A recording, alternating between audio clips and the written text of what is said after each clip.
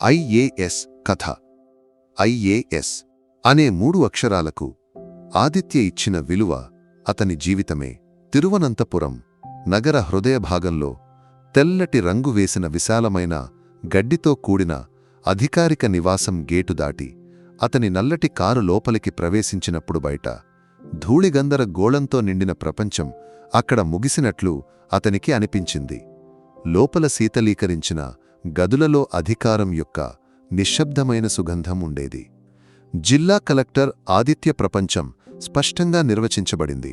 అందులోని మనుషులకు పేర్ల కంటే హోదాలు ముఖ్యమైనవి. అతని భార్య నీతు ఒక వ్యాపారి. కుమార్తె ప్రపంచ నియమాలను అతని కంటే బాగా అర్థం చేసుకుంది. ఆమె మాటల్లోకదలికల్లో కూడా ఒక సౌకర్యవంతమైన సన్నని పొర ఎల్లప్పుడూ కనిపించేది.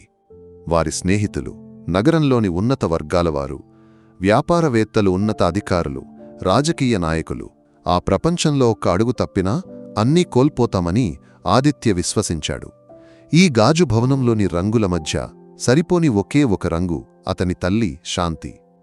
గ్రామంలోని పాఠశాలలో తెలుగు బోధించి రిటైర్ అయిన ఒక ఉపాధ్యాయురాలు. నూనె రాసిన జుట్టును వెనక్కి లాగి కట్టినుదిటిపై చిన్న చందన బొట్టు పెట్టి రంగు మసకబారిన పత్తి చీర కట్టుకుని నడిచే శాంతి టీచర్. ఆమె ప్రపంచం చిన్నది. వంటగదిలోని సుగంధ ద్రవ్యాల వాసనారు బయట మొక్కలు పాత పుస్తకాల పేజీలతో నిండినది. తన కొడుకు దేశంలోని అత్యున్నత హోదాల్లో ఒకటైన స్థానానికి చేరినప్పుడు కూడా ఆమె పాత శాంతి టీచర్గానే ఉండిపోయింది.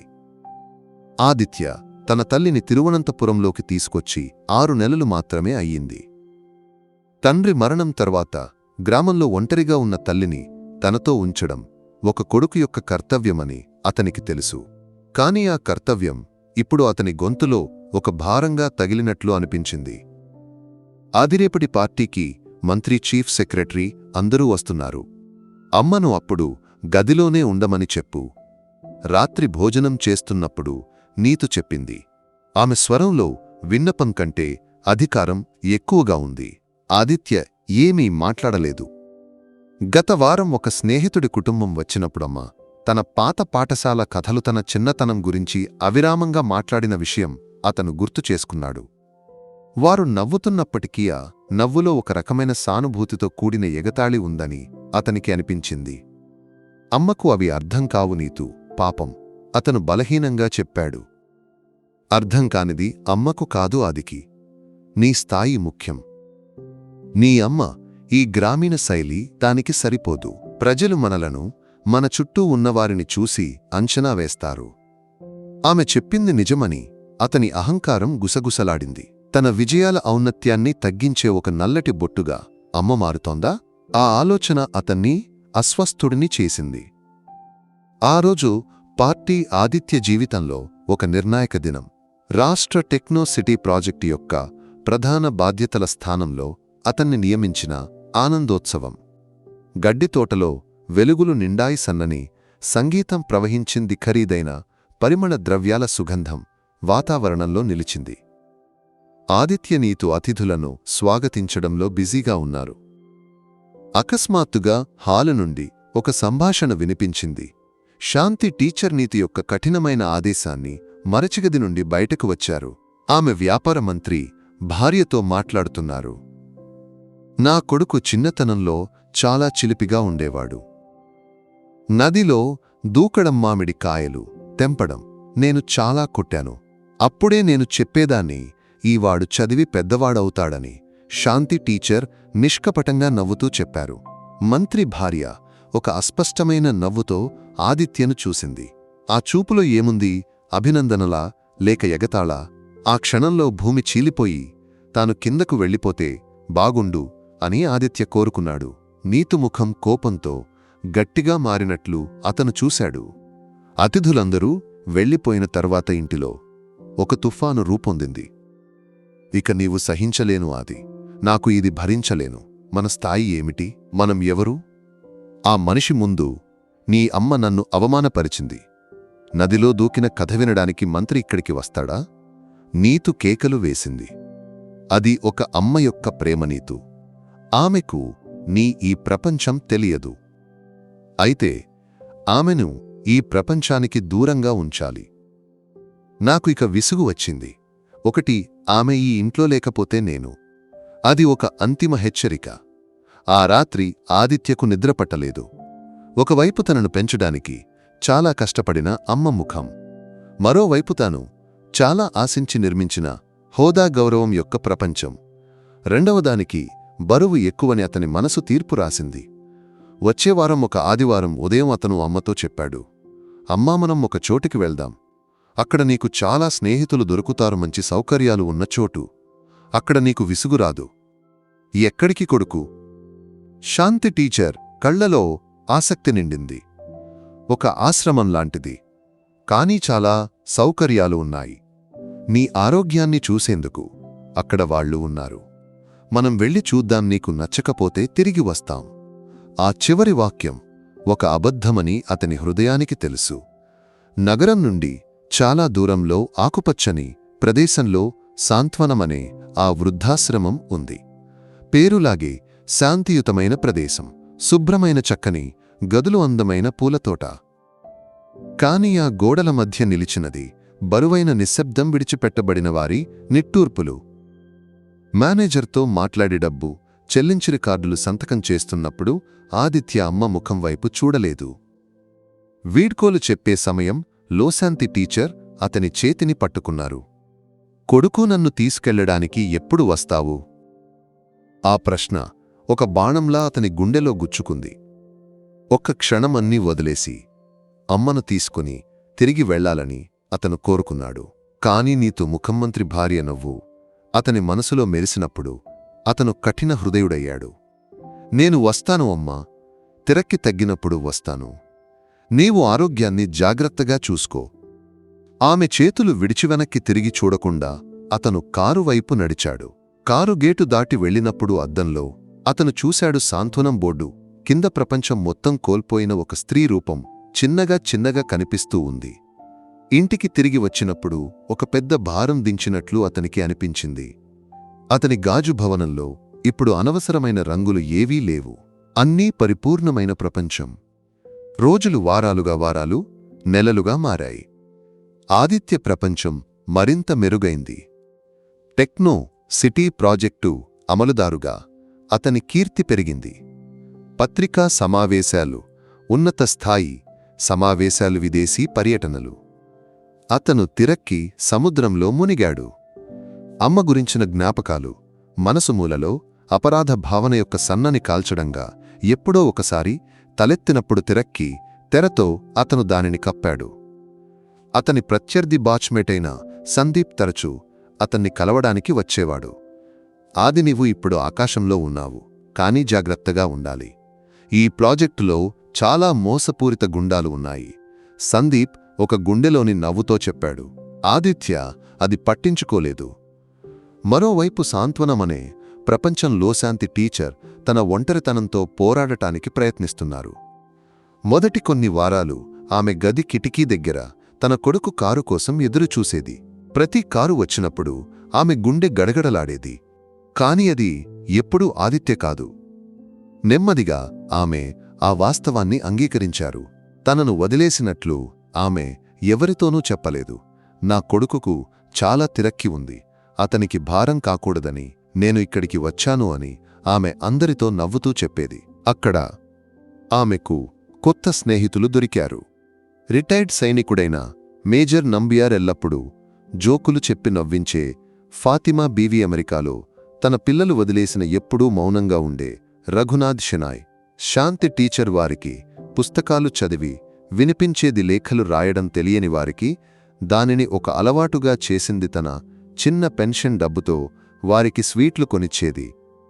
కానీ రాత్రి నిశ్శబ్దంలో ఆమె ఒంటరిగా ఉండేది. ఒక పాత డైరీ పేజీలలో ఆమె తన బాధలను అక్షరాలుగా మార్చేది. ఈరోజు నా కొడుకు పుట్టినరోజు.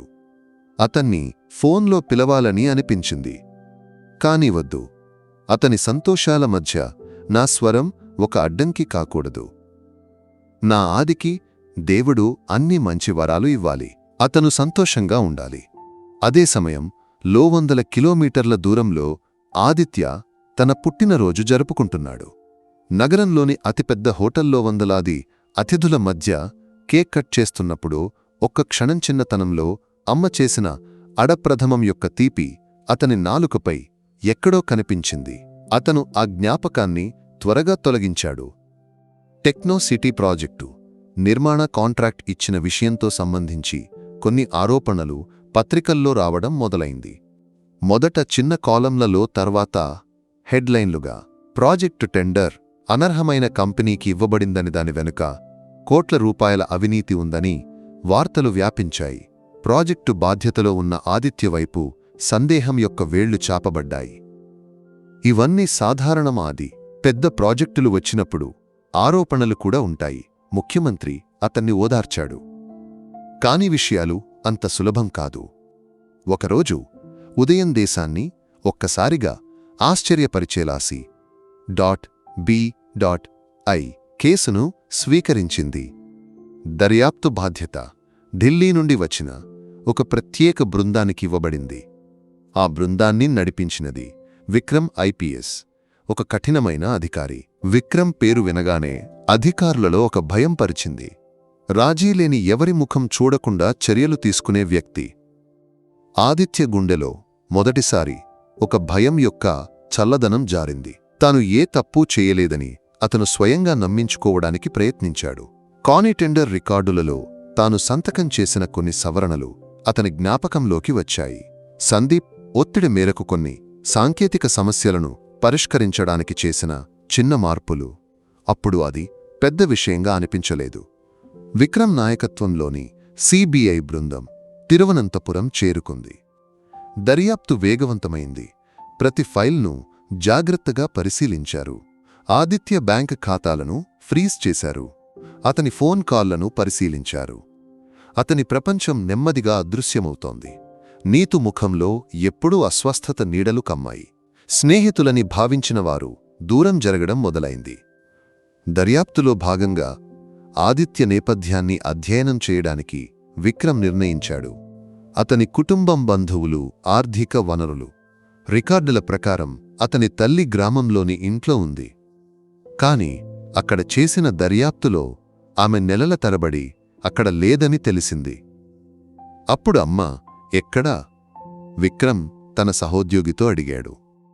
తదుపరి దర్యాప్తులో ఆదిత్య ప్రతి నెలా సాంత్వనం చారిటబుల్ ట్రస్ట్ అనే సంస్థకు ఒక మొత్తం పంపుతున్నట్లు వారు కనుగొన్నారు. అది ఒక వృద్ధాశ్రమమని తెలుసుకోవడానికి ఎక్కువ సమయం పట్టలేదు. ఒక్క ఆధారాన్ని కూడా వదిలిపెట్టని విక్రమ్ మరుసటి రోజే సాంత్వనంకు బయలుదేరాడు. అది ఒక సాధారణ సందర్శన మాత్రమే. ఆదిత్య తల్లి నుండి ఏదైనా సమాచారం లభిస్తుందేమోనని. కానీ ఆ యాత్ర తన జీవితంలో అత్యంత భావోద్వేగమైన ఒక అధ్యాయానికి తెరలేపబోతోందని విక్రమ్ తెలియదు. సాంత్వనం గేటు దాటి లోపలికి నడుస్తున్నప్పుడు పూలతోటలో ఒక బెంచ్పై కూర్చొని కొందరికి పుస్తకం చదివి వినిపిస్తున్న ఒక స్త్రీని అతను చూశాడు. ఆమె స్వరం ఎక్కడో విని మరచినట్లు అతను దగ్గరకు వెళ్ళాడు. ఆమె తల ఎత్తి అతన్ని చూసింది. ఆ కళ్లలోని వాత్సల్యం దశాబ్దాల పాతది. అతని గొంతు ఎండిపోయింది. సమయం ముడతలు వేసిన ఆ ముఖాన్ని అతను గుర్తించాడు. శాంతి టీచరా? అతని స్వరం అనుకోకుండా తడబడింది. ఆమె అతన్ని జాగ్రత్తగా చూసింది. తరువాత ఆ కళ్ళు విశాలమయ్యాయి. విక్రమ్ కొడుకా, నీవిక్కడ ఏమిటి? నీవు పెద్ద పోలీసు అయ్యావని నేను విన్నాను. అతని కళ్ళు నీళ్లతో నిండాయి. పేదరికంతో నిండిన, చిన్నతనంలో చిరిగిన బట్టలతో పాఠశాలకు వెళ్ళినప్పుడు మధ్యాహ్నం తినడానికి అన్నం పొట్లం చేసి తెచ్చిన చదువుకు డబ్బు లేక బాధపడినప్పుడు తన చేతితో ఫీజు చెల్లించిన నీవు చాలా చదివి పెద్దవాడవ్వాలి అని ఎల్లప్పుడూ చెప్పిన తన టీచర్, తన జీవితానికి మార్గదర్శి, ఆమె ఎందుకు ఇక్కడ? టీచర్, నీవు ఇక్కడ ఎందుకు? ఆదిత్య. అతనికి చాలా తిరక్కి ఉంది కొడుకు. నేను భారం కాకూడదని. ఆమె స్వరం తడబడింది. ఆ క్షణంలో ఆ అమ్మ కళ్ల నుండి విక్రమ్ అన్నీ చదివాడు. విడిచిపెట్టబడిన బాధ, కొడుకు చర్యకు ముసుగు వేయడానికి ప్రయత్నం, లోపల అణచిపెట్టిన దుఃఖ సముద్రం. అతని లోపల ఒక అగ్నిపర్వతం పేలింది. తాను దర్యాప్తు చేస్తున్న కోట్ల రూపాయల అవినీతికారుడైన ఆ ఐఏఎస్ అధికారియే అమ్మ కొడుకని వాస్తవం అతన్ని కాల్చివేసింది. ఆ రాత్రి విక్రమ్కు నిద్రపట్టలేదు. అతని ముందు 2 నేరస్తులు ఉన్నారు.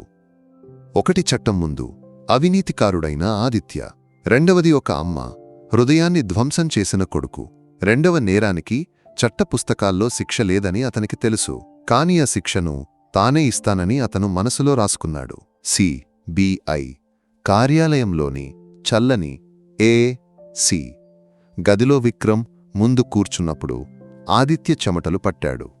బయట మీడియా బృందం ఎదురుచూస్తోంది.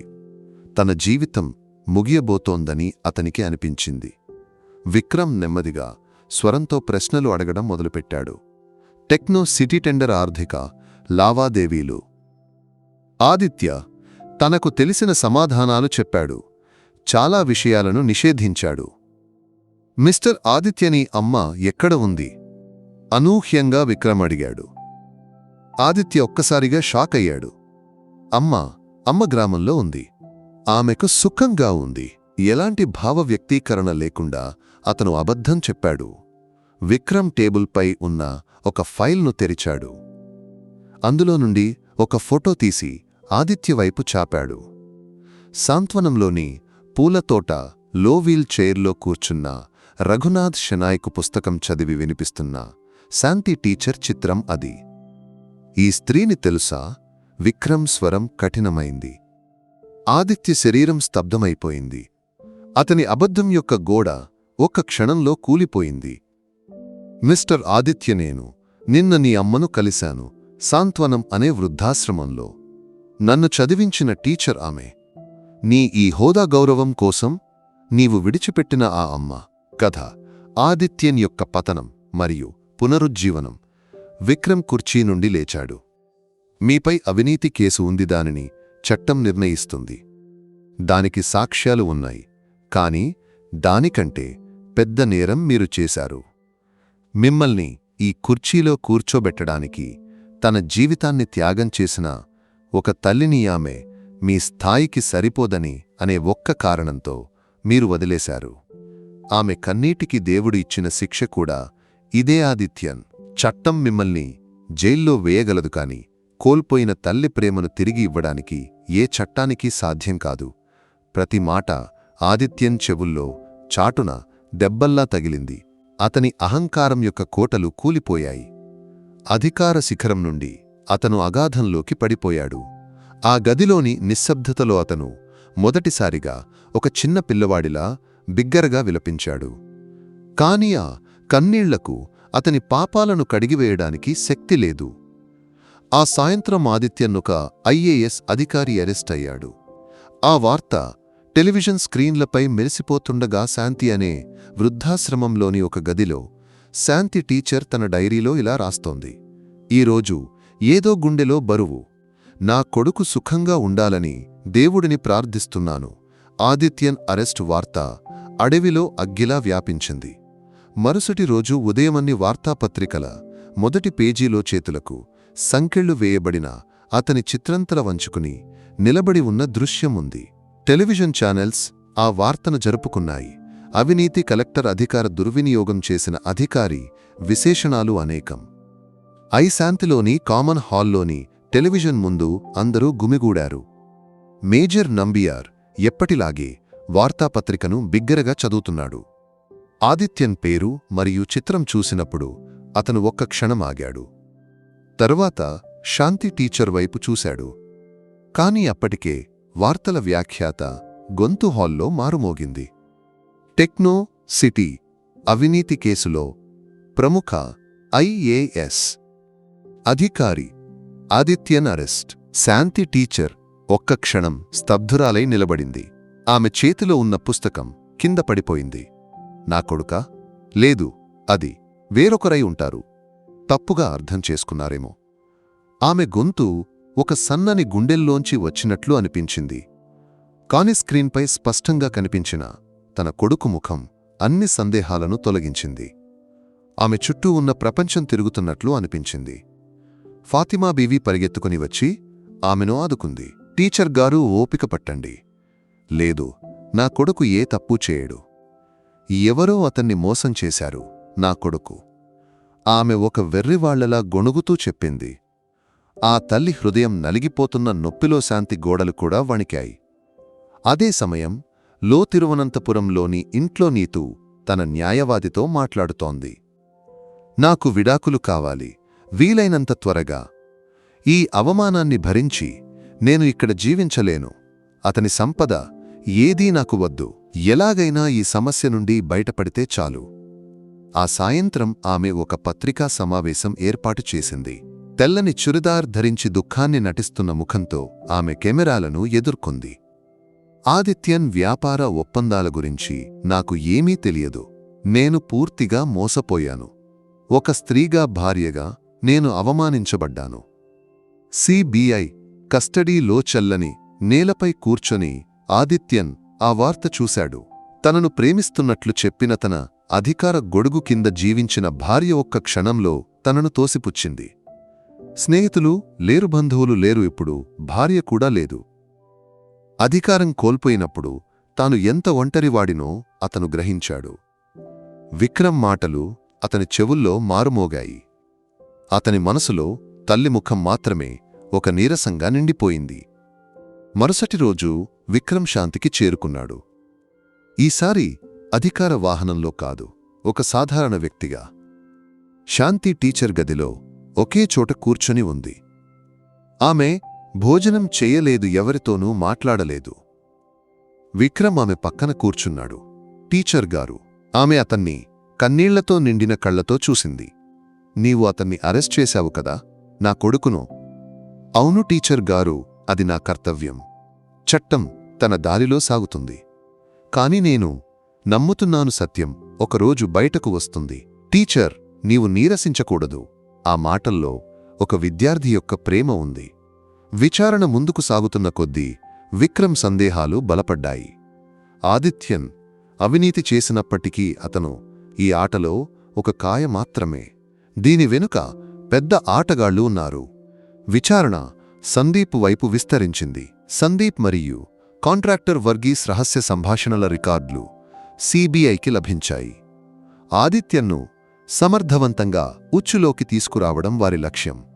అతని అహంకారం మరియు అధికారం పట్ల ఆరాటం వారు ఒక మోసపు ఉచ్చుగా ఉపయోగించారు. జైలులోని ఒంటరితనంలో ఆదిత్యన్ తన జీవితాన్ని పునర్విచారణ చేస్తున్నాడు. తాను ఒక మాయమోహం వెంట పరిగెత్తినట్లు అతను గ్రహించాడు. అధికారం మరియు డబ్బు ఇచ్చే భద్రత ఎంత తాత్కాలికమో. నిజమైన సంపద అనేది ప్రేమ బంధాలు. తాను తిరస్కరించిన తల్లి ప్రేమ. ఒకరోజు ఆదిత్యన్ను కలవడానికి ప్రదీప్ అనే యువ న్యాయవాది వచ్చాడు. సర్, నేను మీ కేసు ఫైళ్లను అధ్యయనం చేశాను. మీరు పూర్తిగా నిరపరాధి కాకపోవచ్చు, కాని మిమ్మల్ని మోసం చేశారు. ఈ కేసును నేను వాదించడానికి సిద్ధంగా ఉన్నాను. ఫీజు గురించి చింతించవద్దు. మొదటిసారిగా విధ్వంసమైన ప్రపంచంలో ఎవరో తనవైపు చేయి చాపినట్లు ఆదిత్యన్ చూశాడు. అతని కళ్లలో ఆశ యొక్క సన్నని కాంతి మెరిసింది. సుమారు 1 నెల జైలు వాసం తర్వాత ఆదిత్యన్కు బెయిల్ లభించింది. జైలు నుండి బయటకు వచ్చిన అతన్ని స్వీకరించడానికి ఎవ్వరూ లేరు. మీడియా కెమెరాల నుండి ముఖాన్ని దాచుకుంటూ అతను ఒక ఆటోరిక్షాలో ఎక్కాడు. నేరుగా తన అధికార నివాసానికి వెళ్ళాడు. గేట్ వద్ద కొత్త కాపలాదారుడు ఉన్నాడు. అతను ఆదిత్యన్ను అడ్డుకున్నాడు. ఇక్కడకు ప్రవేశం లేదు. కొత్త కలెక్టర్ ఛార్జ్ తీసుకున్నారు. అతను తన భార్యను పిలిచాడు. Phone switch off. పక్కింటి అధికారిని పిలిచినప్పుడు అతను చెప్పాడు, నీతు అన్నీ ప్యాక్ చేసి తన ఇంటికి వెళ్ళిపోయింది. అతని గాజు కోట శాశ్వతంగా మూసుకుపోయింది. బ్యాంకు ఖాతాలు ఫ్రీజ్ చేయబడ్డాయి. చేతిలో కొన్ని నోట్లు మాత్రమే ఉన్నాయి. వెళ్లడానికి ఏ గమ్యం లేదు. స్నేహితులని భావించిన ఎవరూ ఫోన్ ఎత్తడం లేదు. అతను ఒక బస్ స్టాప్ వైపు నడిచాడు. అతని జ్ఞాపకంలో ఒక ముఖం మాత్రమే స్పష్టంగా కనిపించింది, అమ్మ. సాధారణ బస్సులోని జనరల్ కంపార్ట్మెంట్లో కూర్చొని అతను శాంతికి బయలుదేరాడు. ఎసి కారు నుండి జనసమూహంతో చెమట వాసనతో నిండిన బస్సులోకి అతని పయనం అతని పతన లోతును అతనికి గుర్తు చేసింది. ప్రతి క్షణం ఎవరైనా తనను గుర్తించారేమోనని అతను భయపడ్డాడు. సాయంత్రానికి అతను శాంతికి చేరుకున్నాడు. గేట్ దాటి లోపలికి నడుస్తున్నప్పుడు అతని కాళ్లకు బరువు పెరిగినట్లు అనిపించింది. తోటలోని అదే బెంచ్పై అమ్మ కూర్చుని ఉంది, దూరంగా, ఎక్కడో చూస్తూ భావరహితంగా. అతను నెమ్మదిగా అమ్మవైపు నడిచాడు. అతని అడుగుల శబ్దం విని శాంతి టీచర్ తిరిగి చూసింది. సన్నగాగడ్డం పెరిగికళ్ళు, లోతుగా పడియలసిన ఒక రూపం. తాను ప్రసవించిన కొడుకు యొక్క నీడ మాత్రమే. అతనికి మాటలు రాలేదు. అమ్మ కాళ్ల దగ్గరకు అతను జారిపడ్డాడు. ముఖాన్ని ఆ కాళ్లపై ఉంచి ఒక చిన్న పిల్లవాడిలా అతను అరిచి ఏడ్చాడు. అతని కన్నీళ్లు ఆ తల్లి పాదాలను తడిమాయి. శాంతి టీచర్ ఒక్క మాట కూడా అడగలేదు. ఎందుకు వచ్చావు, ఏమైంది అని ఆమెకు తెలియాల్సిన అవసరం లేదు. ఆమె నెమ్మదిగా వంగి అతని భుజంపై చేయి వేసి లేపింది. ఆ తరువాత ప్రపంచం మొత్తం అతన్ని తోసిపుచ్చినప్పుడు ఆ తల్లి అతన్ని తన గుండెకు హత్తుకుంది. ఆ ఆలింగనంలో ఒక జీవితకాలం పాటు అతను వెతుకుతూ కాని గుర్తించలేకపోయిన ప్రేమ భద్రత క్షమాగుణం యొక్క ప్రపంచాన్ని అతను కనుగొన్నాడు. అధికారం ఇవ్వలేని శాంతిని ఆ తల్లి హృదయంలో అతను అనుభవించాడు. శాంతిలోని జీవితం ఆదిత్యన్కు ఒక కొత్త అనుభవంగా ఉంది. మొదటి కొన్ని రోజులు అతను గదిలోనే ఉండిపోయాడు. బయటకు రావడానికి, ప్రజలను ఎదుర్కోవడానికి అతనికి సిగ్గు అనిపించింది. కానీ శాంతి టీచర్ అతన్ని బలవంతం చేయలేదు. ఆమె అతనికి భోజనం తీసుకొచ్చింది, అతని బట్టలు ఉతికింది, ఒక చిన్న పిల్లవాడిని చూసుకున్నట్లు చూసుకుంది. నెమ్మదిగా అతను బయటకు రావడం మొదలుపెట్టాడు. అమ్మతో కలిసి తోటలో కూర్చున్నాడు. అమ్మ ఇతర అనాథాశ్రమ వాసులతో మాట్లాడడం అతను విన్నాడు.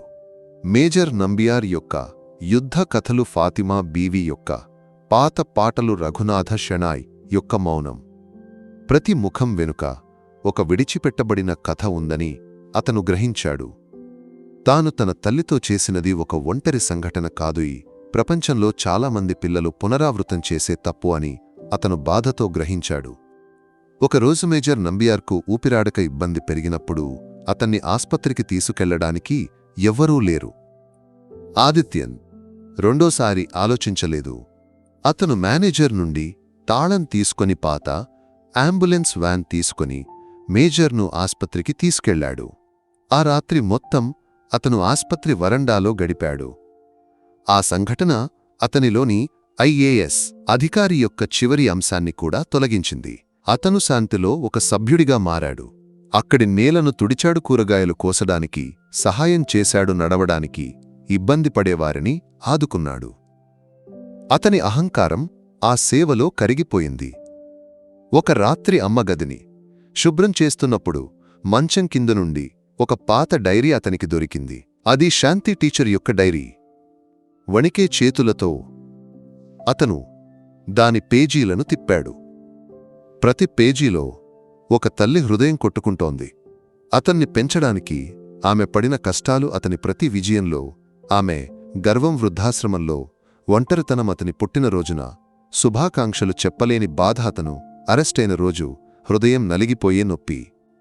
చివరి పేజీలో ఇలా రాసి ఉంది: నా కొడుకు నా దగ్గరకు తిరిగి వచ్చాడు. నా అన్ని ప్రార్థనలు దేవుడు విన్నాడు. అతను తప్పు చేసి ఉండవచ్చు, కాని అతను నా బిడ్డ. ప్రపంచం మొత్తం అతన్ని నిందించిన ఈ తల్లి గుండెలో అతనికి ఒక స్థానం ఉంది. నా ఆది మళ్లీ పాతవాడిలా కావాలి. అతని చిరిమ నాకు తిరిగి కావాలి. ఆ డైరీని గుండెకు హత్తుకొని ఆదిత్యన్ ఉదయం వరకు ఏడ్చాడు. తాను ఎంత పెద్ద పాపాత్ముడో అతను గ్రహించాడు. ఆ కన్నీళ్లు పశ్చాత్తాపం యొక్కవి. కోర్టులో విచారణ రోజులు జరిగాయి. విక్రమ్ నాయకత్వంలో సిబిఐ బలమైన సాక్ష్యాలను సమర్పించింది. సందీప్ మరియు వర్గీస్ ఫోన్ సంభాషణలు కోర్టులో వినిపించారు. గూఢాచారం యొక్క చుట్టు తెరవబడినప్పుడు ఆదిత్యన్ కూడా ఒక బాధితుడని కోర్టుకు స్పష్టమైంది. కాని అతను నిరపరాధి కాదు. అధికార దుర్వినియోగం చేయడానికి, తప్పుడు రికార్డులపై సంతకం చేయడానికి అతను సిద్ధంగా ఉన్నాడు. అతని న్యాయవాది ప్రదీప్ వాదించాడు: అధికారం పట్ల ఆరాటం మనిషిని గుడ్డివాడిని చేస్తుంది. నా కక్షికి తప్పు జరిగింది, కాని అతను ఈ గూఢాచారం యొక్క సూత్రధారి కాదు. తీర్పు రోజు కోర్టుగది నిండిపోయింది. సందీప్ మరియు వర్గీస్కు కఠిన శిక్ష మరియు జరిమానా విధించబడింది. ఆదిత్యన్ వంతు వచ్చినప్పుడు జడ్జి చెప్పాడు: మిస్టర్ ఆదిత్యన్, మీరు దేశంలోని అత్యున్నత పదవుల్లో ఒకటి నిర్వహించిన వ్యక్తి. మీ చేతిలోని అధికారం ప్రజల శ్రేయస్సు కోసం ఉపయోగించాల్సింది. అందులో మీరు విఫలమయ్యారు. గూఢాచారంలో పాల్గొనకపోయినా అవినీతికి సహకరించడం ఒక గంభీరమైన నేరం. అందువల్ల కోర్టు మిమ్మల్ని సర్వీస్ నుండి 5 సంవత్సరాల పాటు సస్పెండ్ చేస్తోంది. చాలామంది కఠిన శిక్ష ఆశించినప్పటికీ ఈ తీర్పు ఒక విధంగా ఊరటనిచ్చింది. జైలు శిక్ష నివారించబడింది, కాని అతని ఐఏఎస్ కిరీటం ఎగిరిపోయింది. కోర్టు నుండి బయటకు వచ్చిన ఆదిత్యన్ను మీడియా చుట్టుముట్టింది. అతను ఏమీ మాట్లాడలేదు. జనసమూహం మధ్య నుండి నడిచి అతను శాంతికి తిరిగి వెళ్ళాడు. అక్కడ గేట్ దగ్గర శాంతి టీచర్ అతన్ని కాచుకొని నిలబడి ఉంది. ఆమెతో పాటు విక్రమ్ కూడా ఉన్నాడు. అన్నీ పూర్తయ్యాయి టీచర్ గారు. సత్యం గెలిచింది, విక్రమ్ చెప్పాడు. ఆదిత్యన్ అమ్మ ముందు నిలబడ్డాడు. అమ్మా, నన్ను క్షమించు. పర్వాలేదు కొడుకు. జరిగినవన్నీ జరిగిపోయాయి. ఇక నీవు కొత్త జీవితం మొదలుపెట్టు. ఆమె అతని చేయిని గట్టిగా పట్టుకుంది. 2 సంవత్సరాల తర్వాత కేరళ ఉత్తర భాగంలో ఒక చిన్న గ్రామం. శాంతి టీచర్ యొక్క పాత ఇల్లు ఇప్పుడు జీవం పోసుకుంది. ఆవరణలో నిండా మొక్కలు. ఇంటికి ఆనుకొని ఒక చిన్న ఓడగట్టిన భవనం. దాని ముందు ఒక బోర్డు వేలాడుతోంది. శాంతం గ్రామీణ గ్రంథాలయం మరియు అధ్యయన కేంద్రం. లోపల పిల్లల కిలకిల శబ్దం. ఆదిత్యన్ ఒక గుండెల పిల్లలకు గణితం బోధిస్తున్నాడు. అతని ముఖంపై పాత అధికార గర్వం లేదు, బదులుగా శాంతమైన చిరునవ్వు ఉంది. అతని శిక్షాకాలం ముగిసింది. సర్వీస్లో తిరిగి చేరడానికి అతనికి అవకాశం ఉంది. కాని అతను దానిని వద్దన్నాడు. అతను తన నిజమైన ప్రపంచాన్ని గుర్తించాడు. అది అధికారం యొక్క శీతలీకరించిన గదుల్లో కాదు, ఈ గ్రామంలోని నిష్కపటమైన పిల్లల మధ్య అని అతను గ్రహించాడు. తరగతి ముగిసిన తర్వాత బయటకు వచ్చినప్పుడు ఉమ్మడిలో కుర్చీలో కూర్చొని శాంతి టీచర్ అతన్ని చూసి నవ్వింది. ఆమె కళ్లలో గర్వం మరియు సంతోషం నిండిపోయాయి. అతను అమ్మ పక్కన కూర్చొని ఆమె చేయి పట్టుకున్నాడు. దూరం నుండి ఒక జీపు వస్తున్నట్లు వారు చూశారు. అది విక్రమ్. అతను ఇప్పుడు ఆ జిల్లా ఎస్పీ. ఏమిటి విశేషాలు టీచర్ గారు? ఆది జీప్ నుండి దిగుతూ విక్రమ్ అడిగాడు. సుఖం కొడుకు, నీవు కూర్చో, శాంతి టీచర్ చెప్పింది. వారు ముగ్గురు ఉమ్మడిలో కూర్చొని మాట్లాడారు. పాత స్కూల్ గురించి, కొత్త గ్రంథాలయం గురించి, గ్రామంలోని విశేషాల గురించి. సూర్యుడు అస్తమిస్తున్నాడు. ఆకాశంలో సింధూరం వ్యాపించింది. ఆ కాంతిలో తన తల్లి మరియు ప్రియమైన విద్యార్థి మధ్య కూర్చొని ఆదిత్యన్ ఆలోచించాడు. జీవితంలో అత్యంత గొప్ప అధికారమనేది ఐఏఎస్ అనే 3 అక్షరాలు కాదు, ప్రేమించడం మరియు ప్రేమించబడడం అని. అహంకారం యొక్క శిఖరంపై కోల్పోయిన జీవితాన్ని పశ్చాత్తాపం మరియు తిరిగి గుర్తించడం యొక్క లోయలో తిరిగి పొందాడు. అతని హృదయం శాంతమైంది, అతని ప్రపంచం కూడా.